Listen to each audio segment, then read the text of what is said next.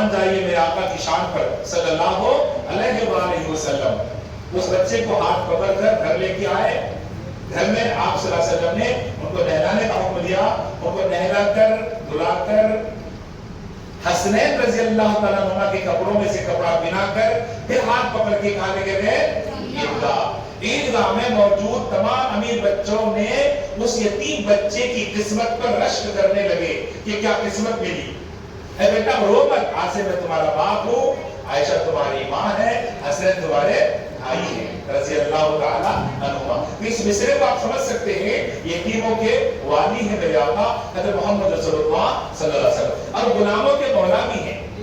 غلام کسے کہتے ہیں، بول سکتے ہیں آپ میں سے کوئی؟ ہاں، جو قیدی ہو جاتے ہیں، آپ نے صحیح کہا، غلام کی جمع قیدی۔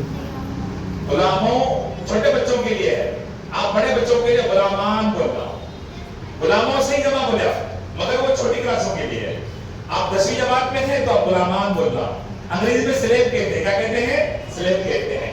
اس کی 2-3 صورتیں ہو سکتی ہیں۔ ایک، ملکوں کے درمیان جنگیں ہوتی، اور سے سن رہے ہو، ملکوں کے درمیان، کنٹریز کے درمیان جنگیں ہوتی ہے، کچھ کنٹری جیت جاتی ہے، کچھ کنٹری ہار جاتی ہے۔ جو جیت جاتی ہے، جو فاتح ہو جاتی ہے وہ فاتح ہو جاتی ہے، جو ہار جاتی ہے وہ شکست خوردہ بن جاتی ہے، وہ ہار جاتی ہے۔ جو کنٹری ہار جاتی ہے، جو ملک ہار جاتا ہے، ان کے مرد غلام بن جاتے ہیں، ان کی عورتیں باندی بن جاتی ہیں، ان کی دولتیں مال غنیمت بن جاتی ہیں۔ کیا بن جاتی ہے؟ مال غنیمت بن جاتی ہے۔ ایک صورت تو یہ ہے۔ دوسری صورت یہ ہے کہ پہلے زمانے میں انسانوں کو خریدا بیچا جاتا تھا، جو آج نہیں ہے۔ تو میں آپ کو اس مصرے کو سمجھانے کے لیے میرے آقا غلاموں کے مولا کیسے ہیں آپ غور سے سنیے۔ حضرت زید بن حارثہ رضی اللہ تعالیٰ عنہ رسول اللہ صلی اللہ علیہ وسلم کے پاس تھے۔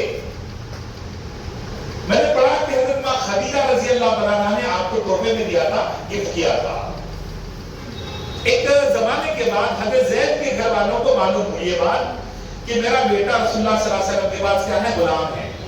تو وہ لوگ کیا کرے، پیسے لے کر رسول کریم صلی اللہ علیہ وسلم کے سامنے اپروچ ہوئے اور فریاد کرنے لگے، یا رسول اللہ صلی اللہ علیہ وسلم، میرے بیٹے جو ہے نا آپ کے پاس غلام ہے، یہ پیسے لے کر آیا ہوں، یہ آپ ان کے پیسے رکھ کر ان کو آزاد کر دیجئے، ہم لے کر چلے جائیں گے۔ اللہ کے رسول صلی اللہ علیہ وسلم نے ارشاد فرمایا کہ اے وہ شخص، آپ پیسہ لے کر آئے ہوں، میں بغیر پیسے کے آپ کے بیٹے کو آزاد کرتا ہوں، لیکن شرط کے ساتھ کہ آپ بچے پہ کوئی زور زبردستی نہیں کرنا۔ حضرت زید کو بلایا گیا رضی اللہ تعالیٰ عنہ، اپنے والد کو دیکھ کر، اپنے چاچا کو دیکھ کر گلے مل کر رونے لگے اور گھر کی کیفیت وغیرہ پوچھنے لگے۔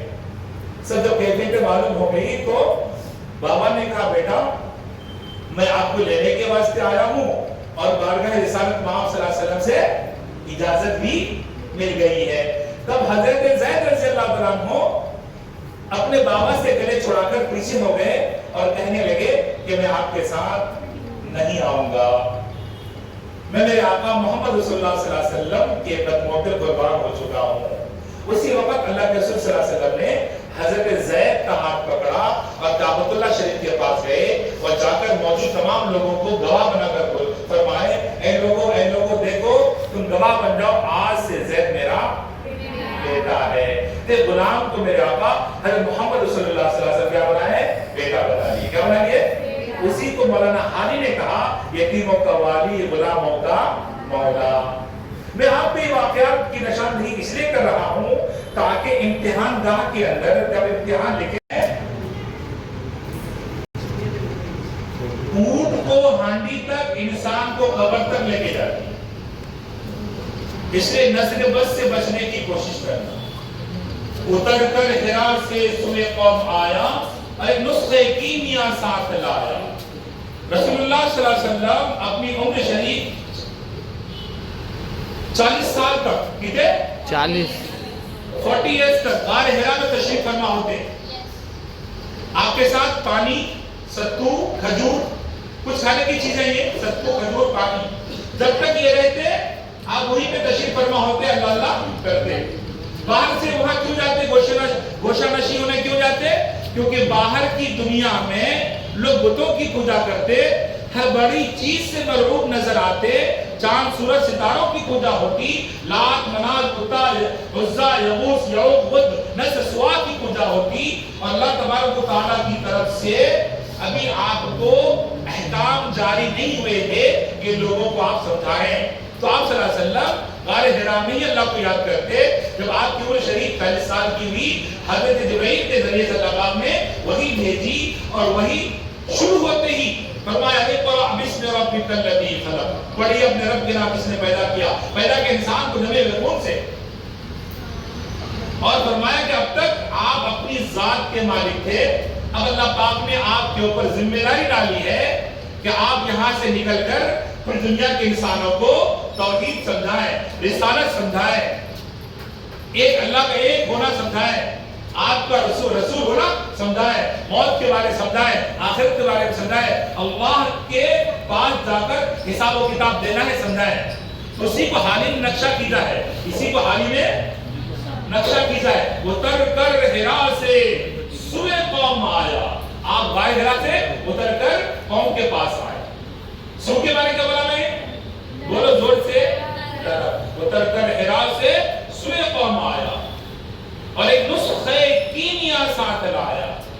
कुरान मजीद को हाली ने नुस्खे कीमिया कहा है, क्योंकि अल्लाह तबारक व तआला ने इस कुरान करीम के अंदर क़यामत तक के तमाम मसाइल का हल और सलूशन रखा है।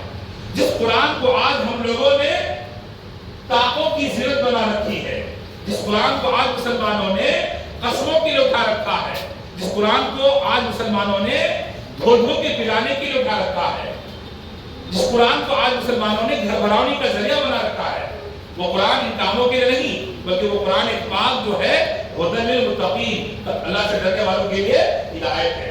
तो हाली ने कहा उतर कर हिरा से सुए कौम आया। कैसा है सुए कौम? सफा की पहाड़ी पे खड़े हो गए और फरमाया आप सल्लल्लाहु अलैहि वसल्लम ने अय्युहन नास क़ूलू ला इलाहा इल्लल्लाह तुफ्लिहू, ऐ लोगों ला इलाहा इल्लल्लाह कहो तुम कामयाब हो जाओगे, एक अल्लाह की इबादत करो कामयाब हो जाओगे, हजारों खुदाओं की पूजा छोड़ो, माँ खुदा ने बाप दादा की पूजा छोड़ो, तुम्हारे बाप दादा जिन बुतों की पूजा करे उन बुतों को छोड़ो, एक वहदहू ला शरीकी क्या करो, इबादत करो, इसमें तुम्हारी और हमारी कामयाबी। बाकी बातें इंशाअल्लाह कल करेंगे। फिर वक्त के लिए जज़ाकुमुल्लाह खैरा। अस्सलामु अलैकुम व रहमतुल्लाह।